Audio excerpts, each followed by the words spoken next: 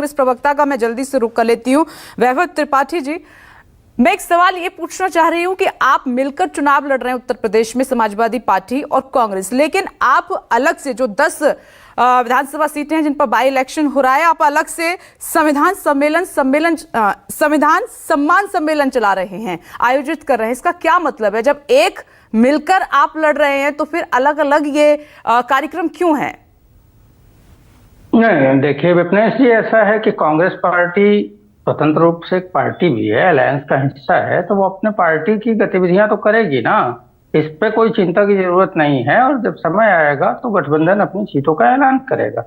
मामला यह है कि बाबा जी मठाधीश भी बने रहना चाहते हैं और मुख्यमंत्री भी। कभी वो मुख्यमंत्री के चोले में जाके छिप जाते हैं, कभी वो बाबा जी बनना चाहते हैं। क्या मठाधीश वो नहीं है? अभी उनका बयान मैं सुन रहा था कि औरंगजेब की आत्मा घुस गई है। अरे औरंगजेब की आत्मा तो माननीय योगी जी आपके अंदर भी घुस गई। जो काशी खंडोक्त कम से कम 100 से ज्यादा मंदिरों को आपने तोड़वाया। अगर आपको इस बात का भय नहीं है कि आप आगामी उपचुनाव में हारने नहीं जा रहे हैं, तो मैं चैलेंज करता हूं, योगी जी मठाधीश का पद छोड़ दीजिए। क्योंकि आप मठाधीश का पद इसलिए बनाए रखना चाहते हैं क्योंकि आपको पता है कि जैसे उपचुनाव में आप हारेंगे तो आपकी कुर्सी भी सरकने वाली है। सवाल ये है, अगर मुख्यमंत्री पद पे होने के बावजूद आप अगर ऐसी बातें करते हैं, विपक्ष के नेताओं को अभद्रतापूर्ण शब्दों से नवाजते हैं, तो आप काहे का प्रिविलेज आपको चाहिए? आपके खिलाफ विपक्ष के नेता ने अगर कुछ कहा तो आप बताते ना कि हमने सुशासन स्थापित किया है। अयोध्या का एक मामला था बलात्कार का, जिसमें खूब हो हल्ला हो रहा था, खूब डिबेट हुई।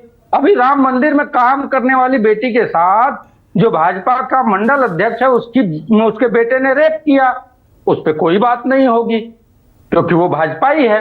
बुलडोजर की कार्रवाई एसएन सिंह कह रहे थे, या एनकाउंटर की बात, जो कार्रवाई में भाई साहब आप कह रहे थे ना ठाकुरों के खिलाफ हुई, वो ठाकुरों का नाम उठा लीजिए। वो ऐसे ठाकुर होंगे जो किसी दूसरे दल में होंगे या दूसरे के समर्थक होंगे और बीजेपी के विरोधी होंगे, इस वजह से उनके खिलाफ कार्रवाई होगी। राजीव जी ने बिल्कुल सही कहा।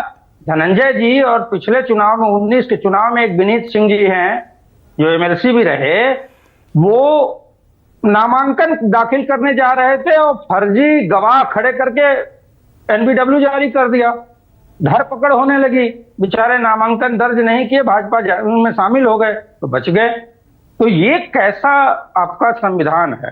दूसरी चीज, अगर संत होते ना, तो संत वो होता है जो हर उस मुद्दे, हर मामले को निष्पक्ष रूप से सोचता है। वो सोचता है कि अगर इंसेफेलाइटिस से जो बच्चे मर रहे थे इलाज के अभाव में, तो संसद में वो रो रहा था संत।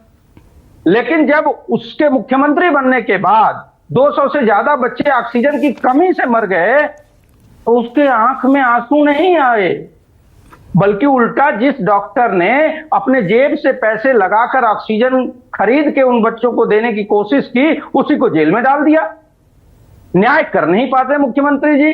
जिन पत्रकारों ने इनके काले चिट्ठे खोले, पेपर लीक को उजागर किया, मिड डे मील में नमक चावल खिलाने को उजागर किया, उन पत्रकारों को उठा के आप जेल में डाल देते हैं। चलिए ठीक है, ऐसा थोड़ी होता है। संत ऐसा होता है। मैं एक साथ जवाब लूंगी एसएन सिंह जी से। जेनेंद्र प्रताप सिंह जी, मैं कंप्लीट कर लूं जी, जल्दी से सर, जल्दी से।